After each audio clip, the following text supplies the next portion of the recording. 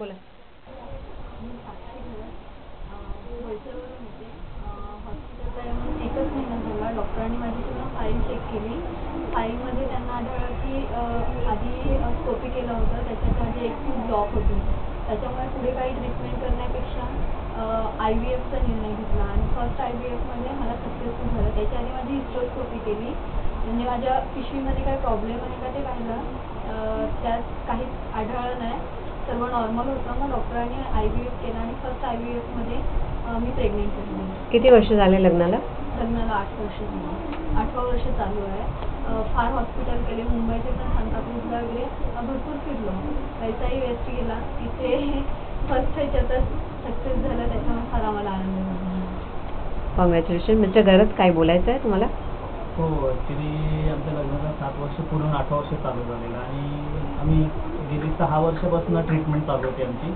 बरेचसे हॉस्पिटल गेले, साधारणतः 7-8 हॉस्पिटल आम्ही केले, मुंबईपर्यंत आलेलो, परंतु काही सक्सेस होत नव्हतं. तर त्याच्यानंतर आम्ही थोडंसं कंटाळून हॉस्पिटल पण बंद केलेले. नंतर अचानक आम्हाला डॉक्टर कुलकर्णीचं हॉस्पिटलची माहिती मिळाली. आम्ही आलो आणि त्याने आमचं ट्रीटमेंट फर्स्ट टाईम त्याने हिस्ट्रोस्कोपी केली. हिस्ट्रोस्कोपी करून IVF फर्स्ट केली आणि फर्स्ट IVFमध्येच आम्हाला सक्सेस भेटला. पहिल्याच महिन्यामध्ये आम्हाला एवढे सक्सेस भेटलं, खूपच आनंद आहे खरोखर. आणि आम्हाला म्हणजे हा एवढा छान अनुभव खरोखर सर्वांना सांगण्यासारखा आहे. आणि आम्ही हा सर्व स्टाफ पण चांगले आहे, सर्व स्टाफने आम्हाला कॉपरेट केलं. दुसरं काय पेशंटला ॲडवाईस द्यायचं तुम्हाला? हो, सर्वांना पहिले म्हणजे शुभेच्छा. आणि सर्वांनी थोडंसं श्रद्धा ठेवावी, डॉक्टर देवावर श्रद्धा ठेवून डॉक्टरवर विश्वास ठेवावा.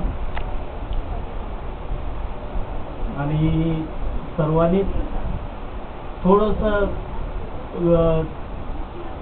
कॉन्सन्ट्रेट करून आणि धीर धरून थोडंसं जर ट्रीटमेंट व्यवस्थित घेतली तर खरोखर सर्वांना यश भेटेल. आणि सर्वांनाच एकदम मनपूर्वक शुभेच्छा. थँक्यू.